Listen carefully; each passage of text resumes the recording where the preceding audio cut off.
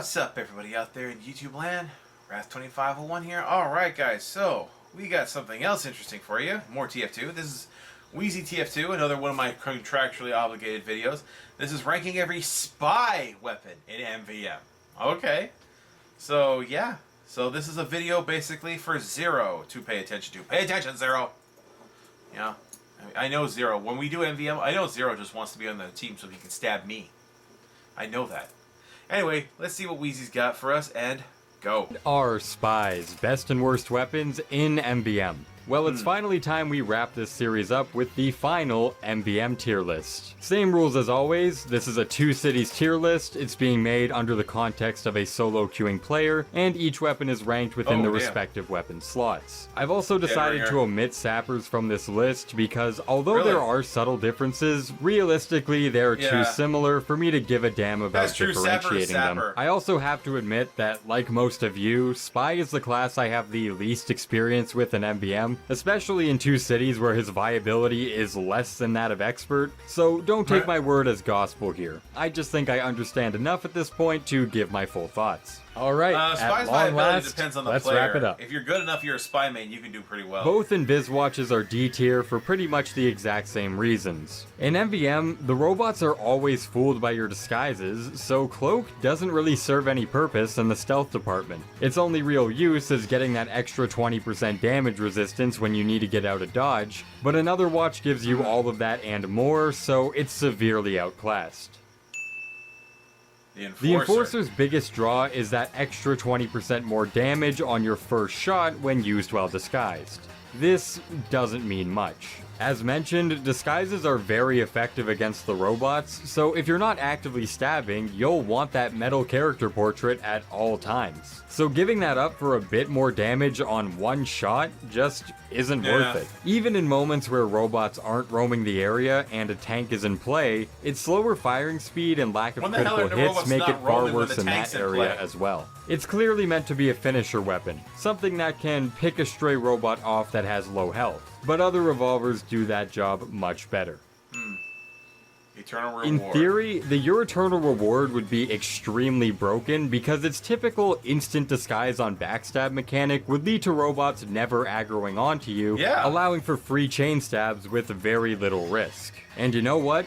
Valve agreed with that because they added a delay to disguising after a stab, which neuters the safety you would normally get. Now, you have all the downsides of faster cloak drain and slower walk speed when stabbing low mobility classes with none of the benefits. But the big issue is that if you miss even one backstab, you need to either consume your entire cloak meter if you want to redisguise, or attempt to stab without one, which isn't the brightest idea. You often trade your on-the-fly escape tool just to get your default disguise ability back. If my Eternal Reward was shit, this weapon would fit the bill. The Ambassador fulfills a similar niche to the Enforcer, mainly used as a one-shot finisher tool against singular, low-health robots. It's much better on that front though, with the only determining factor in getting the damage increase being the spy player's ability to land headshots. However, picking off enemies with your revolver is rarely used in MvM. And that's because other classes on your team will usually have you covered. It's not terrible, but every other revolver fulfills a much more useful purpose. And speaking of more useful purposes, Stock has the best unmodified sustained DPS of any of the revolvers. It doesn't have a firing speed nerf, it doesn't have a damage nerf, and it can still random critical hit, a combination that can't be said for any of the alternatives. This makes it the best revolver to use on tanks when there's nothing else to attack, but outside of that, it doesn't have much utility. The stock knife is the king of consistency, and it's tied for the highest knife that doesn't come with an HP reduction. You won't really get any of those special moments where you take advantage of a weapon's high points, but you also don't get many of the bullshit deaths that can come alongside them. It's a solid choice, especially for newer spies learning the ropes, but other knives have greater potential.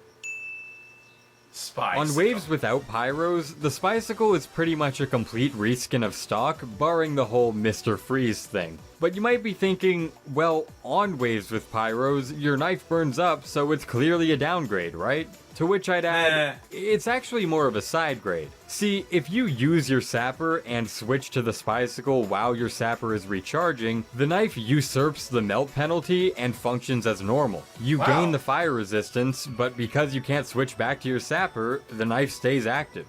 However, when your sapper isn't on cooldown, then yes, the knife does burn up as normal, and that can be pretty annoying. You can weigh the pros and cons in whatever way you'd like, but for my money, I'd put it mostly on par with the stock.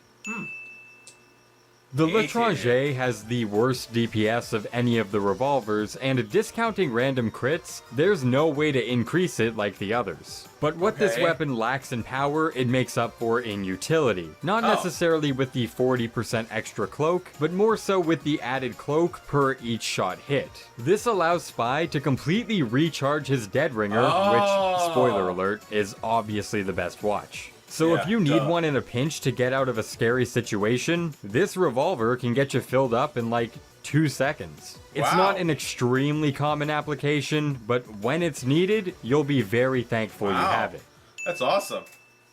This one might actually be a bit controversial because I see a fair bit of people say that the Kunai is the best knife. Every single small robot in the game is your own personalized health pack just waiting to be leeched. And with how effective disguises are, you're almost guaranteed to get that overheal. This helps the Spy tank more damage as he goes in for chain stabs in the small window he's able to, and helps retreat with less risk of death when he needs to get out of there. The big drawback of this weapon is you start off with only 70 HP, but in MvM this is hardly a deterrence beyond some occasional unlucky moments. You'll pretty much always get that first stab without issue, and you can usually carry that momentum with you over the course of a game. The only thing really holding this weapon back is that in moments where you don't have the overheal and no small robots are on the field, the Kunai leaves you the most vulnerable of any knife in the game because there aren't any opportunities to get that added survivability. But that's a pretty rare occurrence. In every other situation, it's a great knife.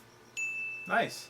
The Deadringer. The Deadringer is Spy's best in slot watch, and honestly, it's not even close. As mentioned, Cloak itself doesn't really matter in MvM, so a watch that provides multiple benefits outside of just going invisible makes it, well, actually useful. The Deadringer is Spy's rechargeable get out of jail free card, with a 75% damage resistance and a 3-second speed boost, allowing Spy to escape all the dangerous situations he'll constantly find himself in. Its only drawback is it can't be used on demand like the other watches, but I'll trade a few seconds of waiting if it means I'm not spending half the wave dead. In man vs. machine, it's the beating heart of the Spy. Crits are pretty damn good. You know what makes them even better? When you get them for free. The Diamondback is by far Spy's most powerful revolver, as you effectively receive a 102 damage shot for every single successful backstab kill that you earn. And unlike the Ambassador or the Enforcer, this acts as a very consistent way to pick off not only small bots with low health, but also medium and even full health ones because of just how many crits you have to play with. And even if those situations don't surface as much as you'd like, you could always unload the entire stack on the next tank you come across, which trumps all of your other means of doing damage. So just like in casual, the Diamondback very clearly outshines the rest. I personally believe the Big Earner is Spy's best knife because both of its benefits are incredibly useful inside of MvM. The added speed boost allows you to connect chain stabs more easily, lets you consistently strafe stab around the giants, and aids in pivotal escapes without the use of a Deadringer. You can debate the tankiness of the Kunai versus the evasiveness of the Big Earner and which one leads to better survivability, but ultimately both are great at keeping you alive. But where the Big Earner outshines the Kunai and the other knives is the ability to play more aggressively with less risk. The Spy can oftentimes play too fast for his Deadringer to keep up, which requires either waiting for it to recharge before rushing in, or jumping into the fray anyways without that added safety net. The Big Earner mitigates this issue a lot, allowing you to have your Deadringer active way more often. And not only that, although I've neglected to mention Money Spy till this point, I think it goes without saying that greater mobility helps a lot on that front. Swear by the kunai all you want, but for me, the big earner definitely takes the top spot. Uses the and kunai. That's it. We're done. We've successfully ranked every single weapon in Man vs. Machine. I want to give a massive thanks to everyone who has supported the series, especially if you've been here from the very beginning. It means a lot. The next video is a big one, my biggest ever in fact, so it might take some time. But if you want to be notified for when it releases, you should subscribe to the channel, and like this video specifically if you found it enjoyable. That's all I got, guys. Thank you all for watching the video. See ya. Okay, so that was ranking every spy weapon. Alright, so what do you guys think about his list? And of course, Zero, if you watch this, let me know what is your loadout? I forget. I know you use the Deadringer, but I don't know about your pistol or your knife. I think he uses the kunai. Anyway, let me know what you guys think. Of course, please like this video, sub, help us to grow, get to that party. And of course, click on the link to the original down in the description. Get down to Wheezy's channel, like the original, and sub to him over there if you haven't. And we'll see you guys next time. Tune in every day for new content. Bye-bye.